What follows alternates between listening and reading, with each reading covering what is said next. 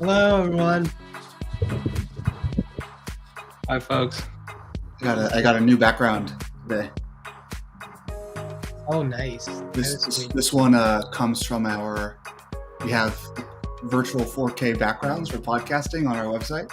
I don't know if you've ever seen that page there. We thought Yeah. maybe it'd bring some traffic to the site. Doesn't actually bring that much traffic. Maybe it needs to be more optimized with words. Oh, yeah. We gotta. Well, I think we just gotta do a better job at showing it to people. Like, I checked it out. It's pretty cool. Yeah, I don't know even what city this is. It looks. This was AI generated, so it's a completely not real city. It looks like LA. I don't know. It looks part LA, part like a South American city, like a Medellin or something. Yeah. I'm excited to see whether or not our email goes out again. The fact that 0 people are on it. Oh yeah. Oh yeah. Did you schedule for 9:45 or 10? Scheduled for 9:59. Nice. Nice. And they are going out on time. Phew. I saw it says queued, and I'm like, oh my god, PTSD. But no, it's 2 minutes ago. A batch got sent, so that is good. Nice. That is good. That is good. And a post on Discord in general. Did you get an alert this time? I don't know if general makes a difference than the announcements channel. No, I didn't get it. I didn't get alert, but I have 245 notifications on Discord. Nice. 165 of them are from Midjourney. I need to clean those up. I need to leave like all these channels that I never pay attention to. Like I don't even know who still uses Midjourney in Discord. I mean, I don't even use Midjourney anymore. I use GPT-4, the image gen. So, did you? Do you guys answer some of the feature requests and stuff on Discord? I don't really go on there much, but I feel like I should because some of the stuff I feel like we addressed. Like somebody said, it'd be nice to have a play button for each part of the script because now I'd have to locate the part in the video to verify it sounds like what I want to sound. And I'm like, well, that's literally what we added. Oh yeah, that's a good call out. I mean, somebody actually wrote in an intercom asking for the same thing. No, it's like they regenerate audio, but then finding that regeneration is hard. Oh, you have to scrub around. I feel like that's probably Pearson. Maybe a good hack is whenever you regenerate, you can like actually use a ref to move the cursor and the Remotion video player to that part. I've done it before for other scenes. It's pretty, it can be a little weird because you match based on the frames and not the time. So it can be a little off, but more like a second. So it's still approximately in the ballpark area. Well, it's nice that every speech block has its own file, right? So you can just like play that file for every speech block if you want. Yeah, we can do that. I was just trying to keep it to the motion player. Yeah, the scrubbing. Yeah, definitely. Like I was thinking about that, but I wasn't gonna. I almost delayed that thing by like a day to figure out how to do this. I'm like, wait, what am I doing? No, don't don't add any more scope creep on the regens. Because yeah, I think you're right. Like having a little like a seeking button, if you can click on, like if you hover over the speech block, yeah, and then to the right of the regenerate button or whatever, it's just like you click on it and it'll just move.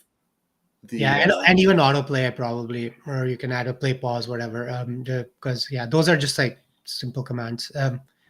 So yeah, nice. Hey, this is what happens when you talk. Inspiration. No, totally. How's so analytics went out? Yeah, thank you for that. That was a huge PR. I know we are still in the middle of, so for people watching, like we have something pretty cool to show you guys hopefully soon. We'll have an analytics page where you can be able to see like all your podcast analytics for your different platforms, like which countries are your biggest fans are located at, etc., etc. A nice chart, to see the trends. So all that good stuff, is going to be pretty cool and gives you a lot more visibility into how your podcasts are doing. So I think that'll be pretty exciting, and very useful. Yeah, that's cool. Nice. Like, No, sorry. Go ahead. No. I was gonna say, speaking of big ones, I was like, I know you're. There's a big a PR in the works. I know we're gonna hopefully merge that soon. I'm gonna review it after this. But Pearson's working on something big as well. How scary was that? How, like, I submitted that last night, and I wasn't sure how big it was. And then I don't know if there's a way to see the diff before submitting the PR. There is, but like I just don't do whatever.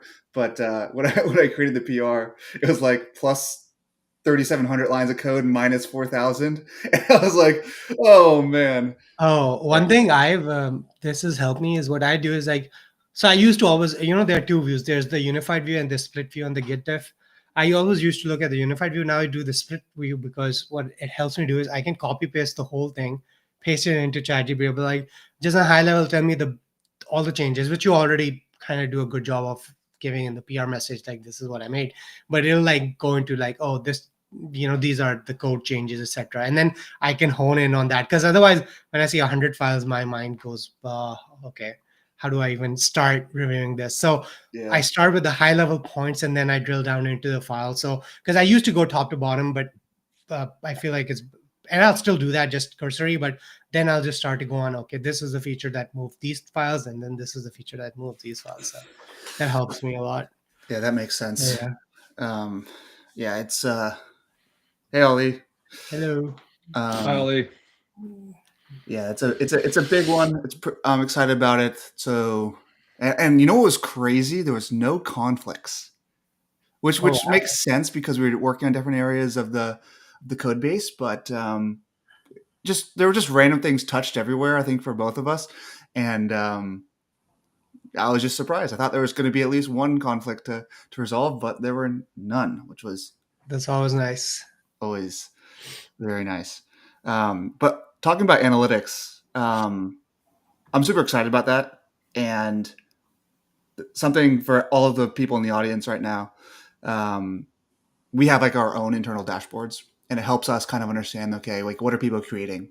And just for some behind the scenes look, it's like right now the number one most created category on Jellypod is education, then followed by business, then technology. So the top three categories of what people are using Jellypod for are those three. So like it makes sense, I think. The least created podcasts are like down the line on just like random things, but we have that insights, so we can kind of see like how people are using the platform, and we can actually see like how are you getting visitors and listeners to your shows, at least on certain websites, and that helps us to prioritize features for different customers and like make the product better. But one of the complaints that we saw was that, or one of the things that we were like, what was bad for us was like, we can't communicate this to you. I mean, you're getting 100, 500, 1,000 views to your podcast page, but you have no idea. And that was super cool. This morning, I looked on our analytics page, and there's this podcast. I won't share the name because I don't know if it's a public one or not. But it gets like this in the past like week, it got like 2,000 views of their custom website. I don't know if this is somebody where they're sharing this link out to their friends and family, or to maybe they're an educator or whoever they are, and it makes sense. But if this was something that was organic and you're getting 2,000 views to your podcast page, this is something that you need to know. Like, and that's not even including if they published on Spotify or any of the other platforms, etc. Right. So, yeah. And I kind of like, I don't know, maybe it'll be interesting for the audience. Like, do you want to drill down into a little bit of like what a listen is, or like what a view of your podcast is? I thought that was interesting for me because is it 5 seconds of listen time? Is it like a download, or like what actually is treated as a listen or a view of your podcast? Yeah, I mean, this is like, they had a document. I remember reading it, and I'm kind of blanking out right now. But I know a download basically is counted as soon as you start, and they have this weird zero. There's a very interesting article about bytes. About there's a range of bytes you send, and so you have to send like the first byte. between, like there's like the first header, it has a byte, and that counts as a download. So I think it's play. A listen, I'm blanking out right now, but there's a definition for that as well, which could be a certain number of seconds, etc. Right. That But makes sense. And it's super interesting because sometimes I know like I'll watch a YouTube video and like you see the view count go up and then you refresh and it doesn't actually count. And it's like, oh, I don't know, like they do stuff behind the scenes to make it, you can't just hack the views and just refresh your page a lot and call it a bunch of views. So, yeah. What's up, Mohammed? How's it going? Great to see you. We got Mohammed and Ali. Not Muhammad Ali, but Muhammad and Ali over here. I had an interview with Muhammad Ali last week. Whoa. Yeah. Oh, yeah. I remember that. That's crazy. A doctor out of Pennsylvania named Muhammad Ali. So was this the ADHD doctor? Yes. He had an episode on ADHD. He's a psychiatrist practices Monday through Thursday, and then on Fridays makes content. How did that interview go with him? It was good. It was cool to hear. I mean, he's got such an interesting story. He's worked in government. He's had a private practice. He's been on podcasts. Lots of cool things. I think one of the things that sticks out to me the most that I found super interesting was he started AI podcasting. His AI podcast started to grow, and then he started getting more invites onto regular podcasts. No way. And sort of there's this feedback loop of like making AI podcasts and getting on more podcasts and just sort of growing it. Right. Wait. So he was. Hi, James. How's it going? Good to see you. Good morning. So wait. So just so I'm understanding, so Muhammad Ali he's ADHD. He's a doctor, and he was creating a bunch of AI podcasts on JellyPod, and then people started to reach out to him to get him on real podcasts. Mm-hmm. Wow. Well, that's cool. Exactly. A lot of people didn't people can't tell that it's AI. So, and it's his clone, and he uses guest clones a lot. So he's got like a friend who's a dentist that he guest clones and brings him on. He guest cloned his assistant. So he'll bring people onto the show. And that was actually also a fun aside. He guest cloned his friend, the dentist, and it captured the personality of the dentist in ways that he thought we were on the behind the scenes, going out and doing research on the dentist and bringing that into the podcast. Cool. See, that makes me think we should maybe there's we should do that community angle where people can publish their AI host and other people can use them, and maybe there's an angle, or something. It would be cool if we offered if we added web search into host to be able to augment a little bit of the host backstory in an automated way. Yeah. Super interesting. I was thinking you could have you have your podcast and you have your host already with your backstory, but you can publish it to a community page and people I like John, Muhammad Ali, Doctor that says, and maybe if you want to do a crossover episode with their podcast, you can send a message or something and do that, access each other's audiences. So yeah, it's a jelly universe, jelly universe. Speaking of the jelly universe, if people, I love seeing people, pop in and say hi and say where they're from. So thanks, Muhammad. Thanks, Ali. Thanks, James Brown. So as folks come in, if you guys want to post and say hi and say where you're writing from, that'd be super cool because it makes this all kind of feel way more magical for us. Yeah, it is super cool. Sure. The jelly universe. That was it reminds me a long time ago. I wrote a blog post about the name JellyPod, and it's pretty interesting. I mean, for anybody out there that's ever tried to name things, or if you're in computer science, there's a theme. It's like there's two hard things in computer science. And what is the exact quote? It's naming things and off. Well, that's the third one, but second one is that's. I just butchered the whole thing, but it's very important. Obviously, the hardest thing about programming is naming.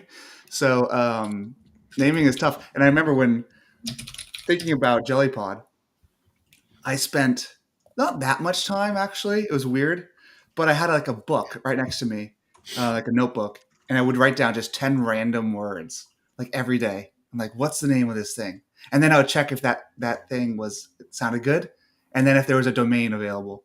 And getting a domain is hard these days. Like a good yeah. domain, like this is not a short domain like JellyPod, but it's 2 syllables, and it kind of just worked, as in like podcasting, jelly, and then jelly's like this amorphous blob slime thing that connects. No, so that's everything. actually I don't think I've ever heard you tell this story. So it was just a random, like you were doing this exercise and the word jellypod came out, or did you ever thinking about like did you have a mascot in mind, like I want the jellyfish, etc.? No, I didn't have anything. Like honestly, I was just like thinking about like what's something that could stand out that's a little bit punchy. It's easy to pronounce. Because like sometimes like there's words you look at it, you have no idea how to pronounce it, and that was like obviously the instant no-go. But JellyPod, it was just like I was writing down words, and I probably have a list of words that the company could have been. And then I was like, JellyPod. I was like, oh, that one kind of slaps. Yeah, So, it does, yeah, for sure. and then I wrote this whole thing about like it was interesting. Just validating why that was the right choice, when the reality is like the story behind the name's like, no, I created the name, and then now I justified the name with that story. So yeah, hey, I mean, it works. Now it's like obviously it's it's our brand. We can we have an affinity to it for sure. yeah. Did you was there .com available? I don't know. Or We have the .com. If it wait, redirects, we have it. yes. Oh, that's awesome. See, I don't know. I'm one of those. I still think even in the age of it used to be .io, .dev, and then now it's .ai. But I feel like .com still is like the OG domain to get. That was probably one of the biggest purchases that we've made as like a single unit purchase at the time. Wow. Yeah. Yeah, it was a few $1,000s to get it, and I was like, it's only as we get, hopefully get more. Yeah, it's gonna be worth millions of dollars, So yeah, I just don't know how to like change it. Like I don't want to mess with like that's such a crazy change. It's like it's gonna be a headache one day to ever go to jellypod.com. Yeah. Well, I also like the fact that I like if you're naming a company, I've always liked general names, because if you say, AIpodcast.com or whatever, like, you can never be more than an AI. I mean, and Jellypod, obviously we do AI podcasting, but, we can, expand that to other functionalities, which is an organic extension, obviously, not like, we're going to start Netflix, but maybe, I don't know, if you want to do AI, shows or proper, Jellypod, totally works. It's pod is podcast, but it's also a pod. We're a pod right now. We're talking, It's right? a pod. It's like a pod of whales. It's just like a family of things. Yeah. Is it school of whales or pod? Yeah, but yeah. maybe you're right. I think maybe it's pod of dolphins. Yeah. Oh yeah. Sorry. Just before we forget. And by the way, hi Franny. Good to see you. We Pearson and I were talking about that phrase. So the phrase is, there are two hard things in computer science: cache invalidation, naming things, and off by one errors. And it's so true. I mean, because it's funny, because when you've worked for a few years in this industry, you feel that, because I definitely had stale state, especially like that's cache for me. Yeah. It's caused a lot of problems, and naming things obviously, but off by one errors. For me, anytime I do a for loop or something, I always like try to inverse myself. I'm like, what number do I think it ends at? Just do the opposite of it. It'll probably -1 or +1, and it always is one of those. Very funny. Yeah. I'm just so curious if like you all watching right now are like, what is Bilal talking about? Cache invalidation? I have no idea. That's what I'm thinking. Well, Jason, that's gonna. We need you to get the fix the off by one errors. Yes. There we go. That'll be your. But I love when it's great seeing you when you guys get into because I feel like Pearson has been for so long was neglected from an engineering perspective with just me. So now he's got Bilal, he's got a guy in the trenches, and it's awesome. No, it's really interesting. It was super cool. I remember one time back in the day, a long time ago in college, there was a class that I took, and the professor showed an email of Jeff Bezos. Jeff Bezos was not a computer science major. He worked at the quant firm, D.W. Shaw. Yeah, D.W. Shaw. His understanding of the technical details of everything in that company was so Right. absurd. You could see he was the CEO. He was not a technical person. He had such an in-depth understanding of every single area of the business and its technical details. Yeah. It's like that's why they won. It was like their whole executive team had such a crazy understanding of all this stuff. Oh yeah. It wasn't. Even if they didn't know how to get to it and actually implement the details, they Yeah. could communicate as peers. And that Yeah. was like mind blowing to me to see some of the conversations that he would have with the other people on his C-suite and direct reports. And it was pretty inspiring to me. It was like, okay, this guy, I'm a big believer, especially in the age of AI, that like you don't need to know like how to do the thing as long as you can talk about it. And Hmm. it's like anybody can really now become anything they want to be as long as you put in the effort to be able to know enough and communicate well about it. But you don't have to do the implementation details. So it's like podcasting. It's like I know I want intro music.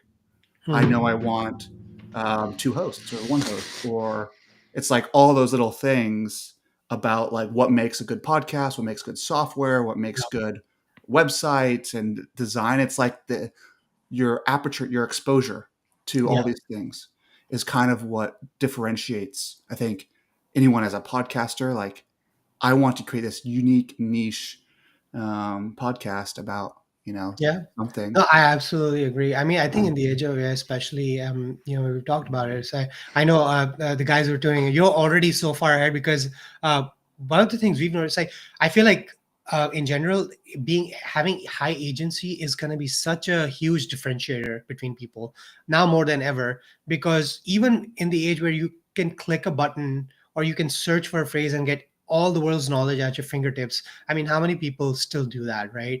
Even on our page, I mean, I'll share with the audience, like uh, a huge percentage of people just come to our page and they'll leave before they even create a podcast. And I know I've seen some familiar faces in the chat right now. I know you guys are in there creating podcasts, so you already just it might sometimes feel like, oh, this is too easy, and what if the world is flooded by podcasts and all that. I'm telling you, you are in the 1% still, like because most people just don't even take that step. So Totally. I was shocked by the AI podcast generator, right? Where it's just enter in like 3 words and hit send and you'll get a podcast, and still there the conversion rate is still sub 50%, which is right. wild. Most definitely. I'm curious about the niche podcast. We were just we were just seeing Muhammad, was looking at making a career exploration podcast for high school students.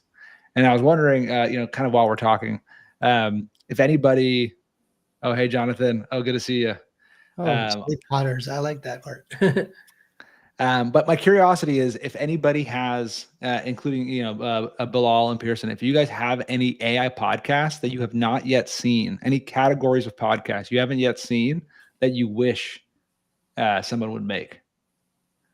Like, give an example. What have you not seen? Well, like, for example, like a career exploration podcast for high school students, or I've been going really deep on medical podcasts recently. And so there's a lot of interesting ones around nursing, and it's like very specific stuff about how to handle very unique nursing challenges. That's an example. But yeah, things like that where you're like, ooh, I wish I would see that covered. Yeah. Um, Yeah, I mean, for me, and I know Jason, we've talked about this. For me, I remain bullish about location-based podcasts, and there's different angles. Like we've talked about how it could be you're talking about when people saying location-based podcast, it could be the subject is like if your podcast is about Australia, you're talking about the land down under. Okay, cool. I think that's awesome. But for me, I look at it from the other angle where there's a certain perspective of a person who is in a certain area. They're going to talk about things in that location, etc. Right? So I find that is a great way to have a niche because you obviously know that area so well you can talk about it, and there's only a certain number of people who can talk about it, and there are a certain number of people who care about that, right? So like one of the things I do, like I'm a huge foodie, as you guys know.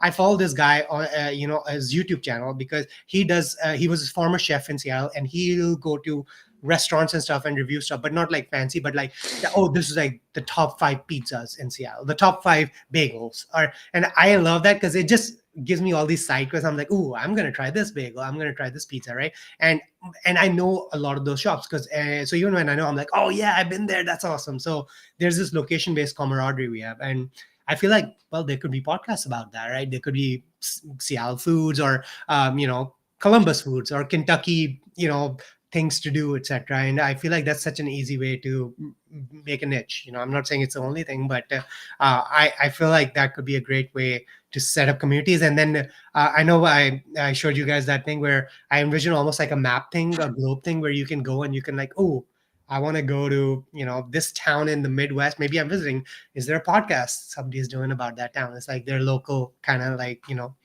expert, etc. Yeah, that's super interesting. I mean, like, you could totally see that if you could add additional metadata to your podcast, where it's like a location, if you wanted to add that. Like, I got the other day a book about things to do in San Francisco, or my girlfriend got it for me, and I opened it up and I was like, started reading it. It's like, this is AI generated. It was sold on Amazon. It's really? Oh wow! It's created in the last year, and it was, you could just tell it's like 120 pages of just AI generated, honestly, slop. Like, it was kind of crazy to me. There was definitely not personal insight into whoever wrote that. But, somebody just said, hey, generate me a book.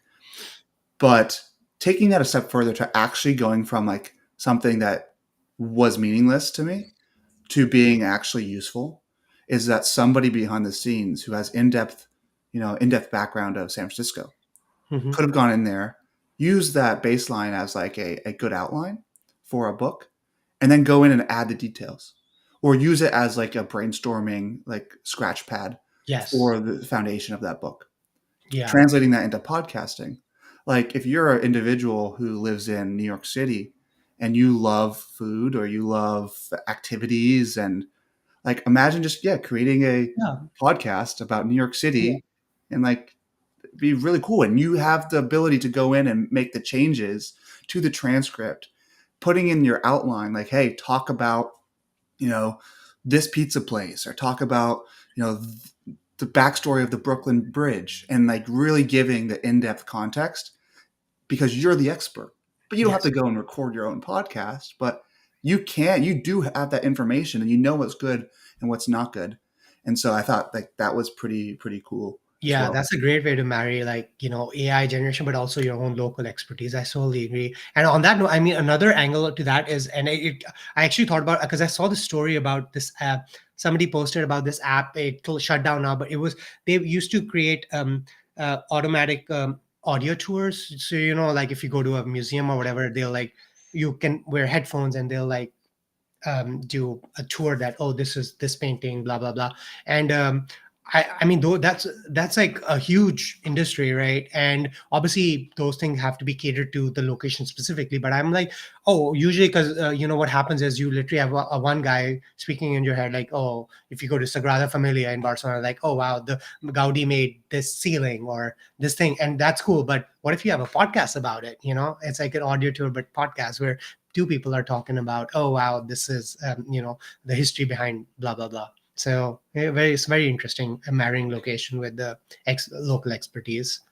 It makes you wonder if you could like walk from painting to painting and just like scan a QR code and listen to that. But I would love for the like the accents to change, right? So when we have like Monet, it would be nice to have like maybe a French accent. Oh, maybe have Monet on there. Monsieur Monet is just like talking about, oh yeah, actually my eyesight was very weak when I painted this painting. And actually I hate what do you call it? Impressionism, which is I hate painting. That's such an interesting idea. I liked what you just said there about like imagine a museum has their podcast episode series 1 through 100 different episodes, and each piece has a small QR code that you just scan. Yeah. And you can just be like, it'll open up your JellyPod, your episode for that one. That's true. So if anyone in the audience is a museum curator or an artist with a gallery, hey, you can make a podcast out of your artwork. Every painting has a story.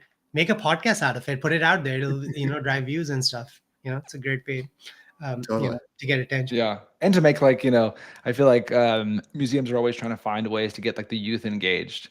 well, like, how awesome to like have the paintings come to life, right? Yeah. And it's not just the same, Yeah. I mean, immersion is a huge I right know, now. and I know, Jason, you're like super passionate about parenting and kids, but kids go to what do you call it, like aquariums and science fairs and stuff. I mean, you can have fun kid style podcasts about like, oh, this is the blue whale, largest mammal, right? Like facts and stuff. That they're all very interested in, etc. Most Totally. definitely. Yeah. Most definitely. Yeah. Well, I know, and I know we're right about 10:30. But I saw James left a message in here about. We don't have to show it because it's pretty big, but like just talk about chatbot and Gemini, um, and it did a good job at creating the script, summary, research, and adds quotes of people in the field.